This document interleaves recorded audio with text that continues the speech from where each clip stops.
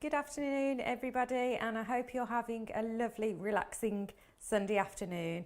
My name's Claire Manning from Thirsty Brush, and I'm here in the Stamps by Me studio again with some more demonstrations and crafty fun for you. If you haven't seen me before, I'm here on a Thursday live at 1 p.m. and on a Sunday for this 1 p.m. show. Although this is recorded, I am available on the comments below, so do pop in, say hi, ask me any questions you want, or even if there's something that you'd like to see from my demonstrations, then let me know. I can work it into my future videos for you. So we're going to do a bit of kind of stamping only today. So if you haven't got a die cutting machine, or it's not something you've delved into yet, you don't need to worry at all. I will show you one of our Thirsty Brush designs we're going to use, but I'm sure you've probably got something already in your stash if you're a stamper that you could use. And it kind of combines some ink blending with some stamping with coloured inks as well. So should we get going and have a look at what we're going to use? So like I say, I'll show you the main stamp. Just pop it, line it back up on this carrier sheet so you can see it properly.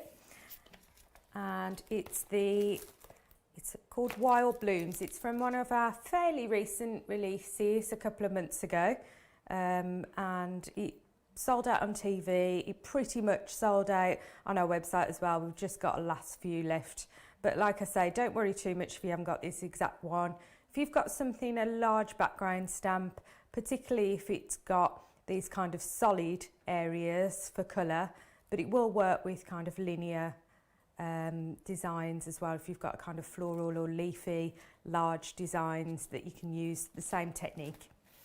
So first of all, I'm going to do some ink blending to make a background. I've used one of our dies. If you've got any of our panel dies, they always come with these outer ones. Sometimes they're plain, sometimes they're got spots on or stitching. This has got a bit of a combination of stitches and spots, so I've pre-cut that ready, and I'm going to get a messy mat because I'm going to do some ink blending. So can you see that lovely stitching just around the edge? So that fits then perfectly onto a 5x7 card blank. So the inks I'm going to use, you can do distress inks or distress oxides for this. I like the oxides, as I say lots of times, but you can do the ink blending background. The bit that we're going to do on top, I do find it works better with oxides because they stay wet a little bit longer, and you'll see why. But I'm sure you can make it work with either. I'm just going to put them kind of dark to light because I want to make a kind of gradiated effect. So I've got dried marigold, wild honey, ripe persimmon, and abandoned coral. So I tend to start blending with the lightest one up, and then that avoids me having to clean my brush in between for a particular project. I've got a flat brush here, one of Tony's Stamps by Me blending brushes. You could use the textured ones, you could use, say you've got those lovely spongy daubers, the finger daubers, but I just got this to hand and I really like them, so I'm going to give this one a go. So just take the lids off, so I've got everything ready. And they're lovely kind of sunsetty colours, aren't they? I think they look really nice. So let's go in with the lightest one first. And I'm going to start off the mat and come in. That, whatever you use in sponges or brushes, that stops you getting that hard line of brush marks. And we're going to try and keep it to roughly a quarter of the cardstock for each colour. But they're going to blend into each other, so it hasn't got to be exact. But obviously having 4 colours, it naturally lends to doing roughly a quarter. Okay, next one.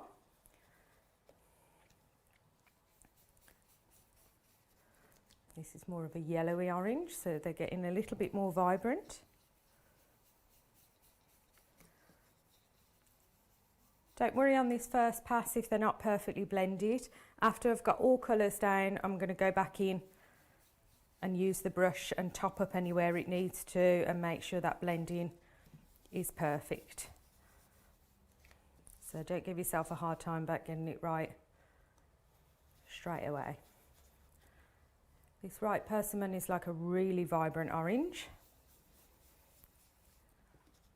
And then the one above it is more like a corally pink.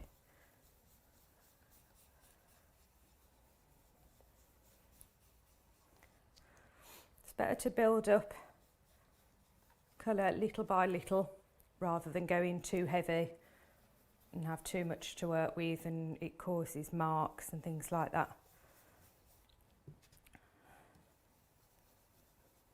So I tend to go in with a fairly light amount. I mean, it's super vibrant, but I just find that I can always add more, whereas it's difficult to take it away. So I want that top edge to be really, really bright pink. Go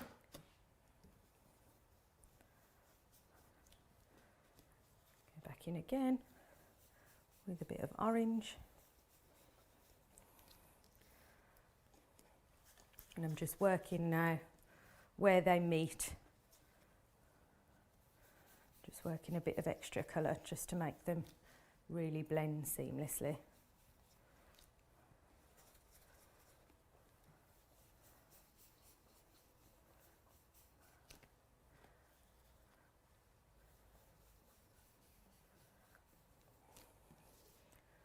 Okay, so I'm pretty happy with that as my background. Keep the same colours out because we're going to use those to stamp as well. I just want to clean this messy mat down and get rid of any ink on there. You could of course add some water to that last bit of ink on there and make a background.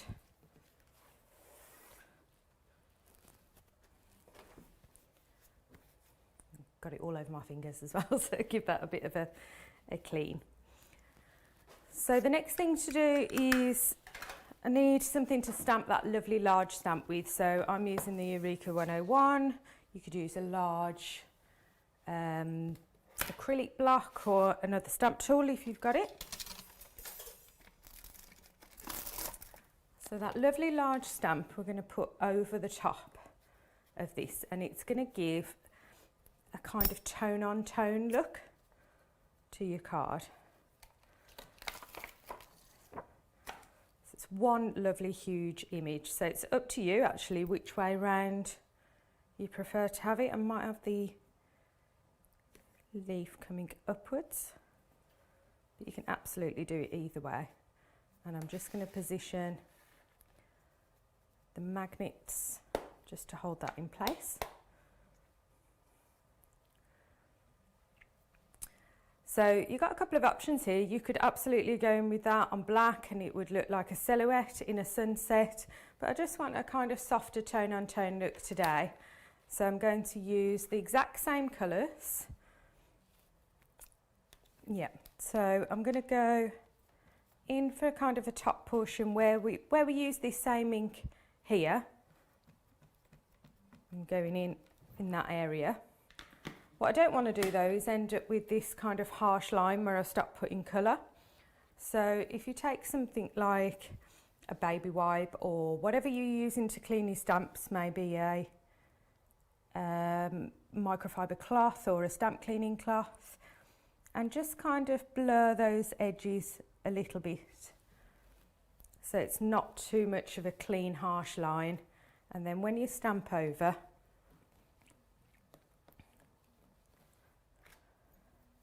that's going to give a subtle tone on tone look. I'm going to go in a couple of times just to make that really pop,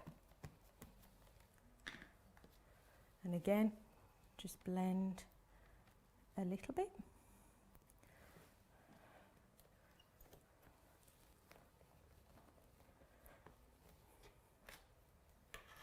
You can see that starting to build up now. Might go one last time.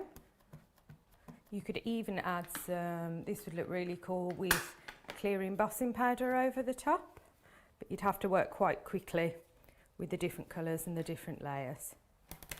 So that's the top bit. Don't worry about cleaning your stamp at this point. The next one is the right persimmon, that bright orange. blur those edges a little bit again. I'm only taking tiny, tiny bits of ink off.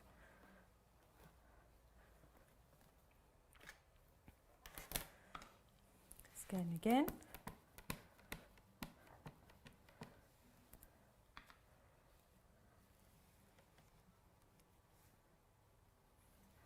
So we're kind of layering up that colour.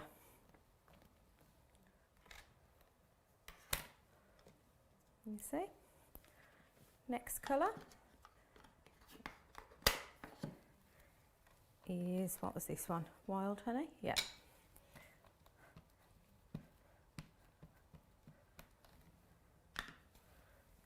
Blur those edges. So you're just working your way down. It's going to get lighter and lighter, exactly like the background.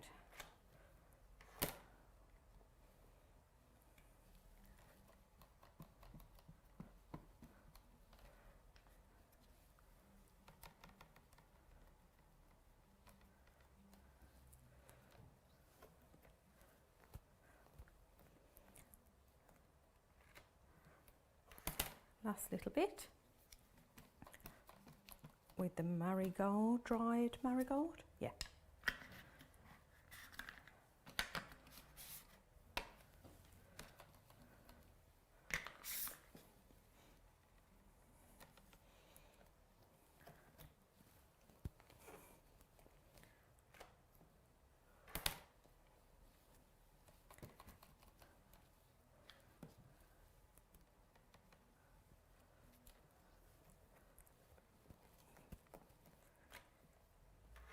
I think that gives a really kind of sunsetty,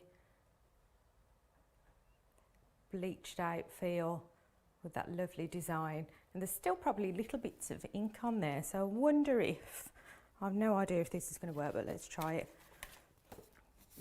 I wonder if I did another bit of card there, see if I can line it up and see if we can get anything off that. Maybe even if any of the top bits have dried off, see if we can get anything by reactivating it with a bit of water. Ooh, I think my magnet's in the way there. Oh, there we go. That's better than wasting that ink, isn't it? I could chop that down, use it to die cut something else. But you may as well use up any spare ink that you've got left on your stamp. Why not? So just clean my stamp off.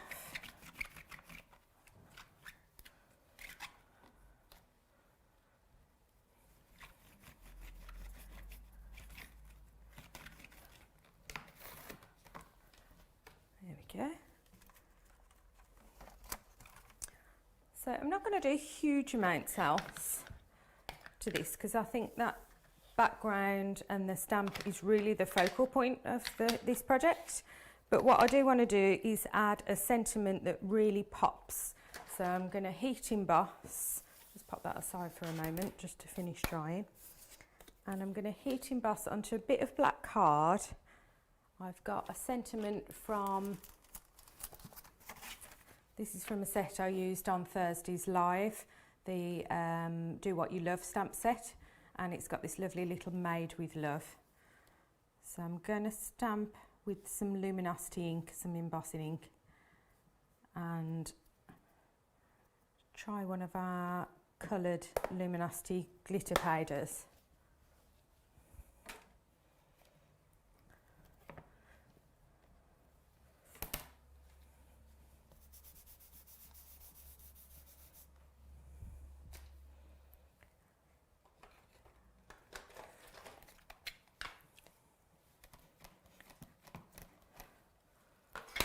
So I'll go in twice because it's that clear ink, just to make sure I've got every bit of lovely detail from that sentiment stamp.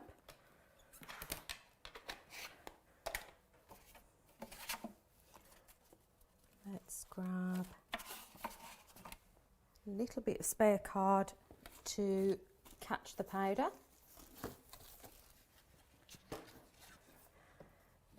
And I thought, let's try something with a real contrast to those oranges and sunset colours. and it's kind of aptly named actually, one of the blue ones. It's called Sunny Sky. So I thought that next to the oranges would be really, really interesting. Kind of opposite on the colour wheel, aren't they?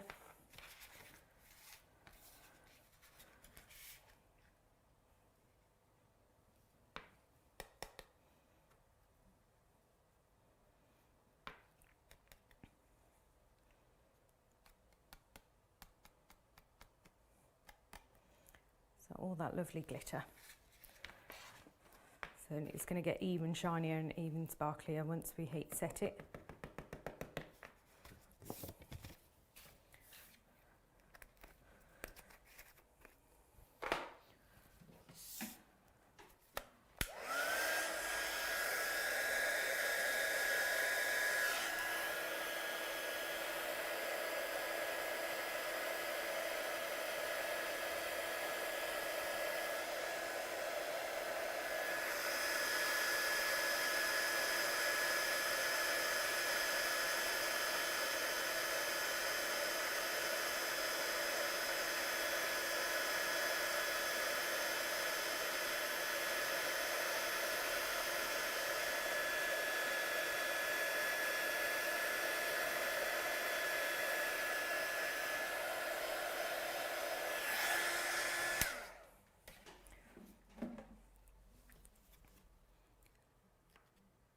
Can you see that lovely shine from all that really fine glitter? And once it's set, there's like no shed on those glitters at all, so they make really cool for these bold sentiments.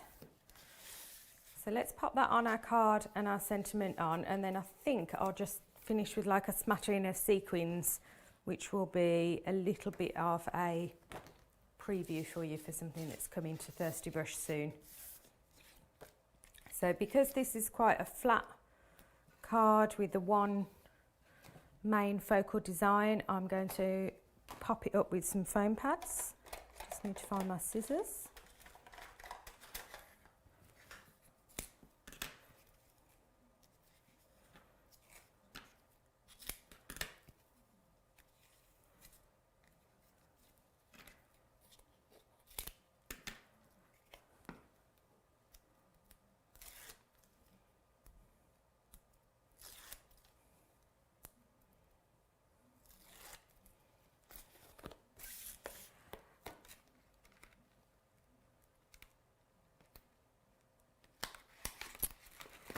Quite line that up properly then.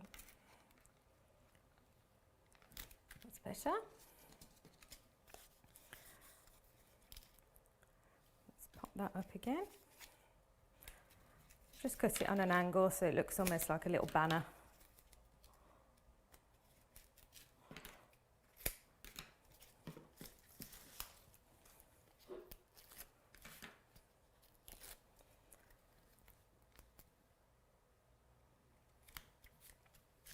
And then let's add some lovely sunsetty colours of these lovely sequins. So like I say, they're not something that's available right now, but I've been working hard to get some really cool kind of iridescent-y colours of sequins for you. So stay tuned, those will be available soon. I'll give you a shout as soon as they're all finished. So let's grab, I need some wet glue.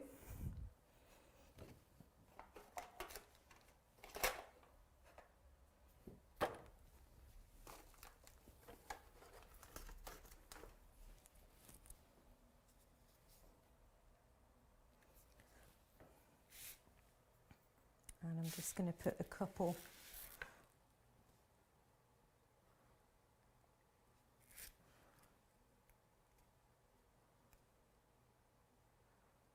this is a bit of a sticky glue, it's a bit stringy. I don't know where I've put my other one. Never mind.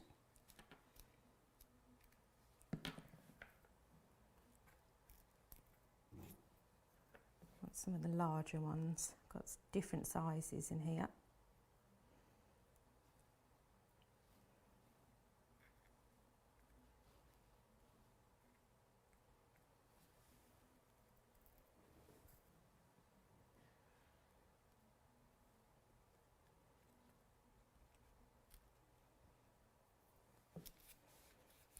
be able to get that little stringy bit off, yeah. So it's a kind of less is more kind of card in terms of how many different stages and all the different things you're going to put on. But because of that vibrancy of the colour and the contrast with the sentiment, I don't really think it needs anything else. I think it gives a really different kind of look and a different way to use your stamp sets and background stamps. So have a go. I'd love to let you know, for you to let me know how you got on, and even post some pictures, join our Facebook group and join in with all the fun. So I will be back with you with another video on Thursday again, live at 1 p.m. So I think Tony's on Create and Craft again in a little while. This afternoon at 2:15, I think. Let me just check. Yes, Sunday, 2:15. So do be sure to catch her as well. And I will see you Thursday. Enjoy the rest of your weekend and take care.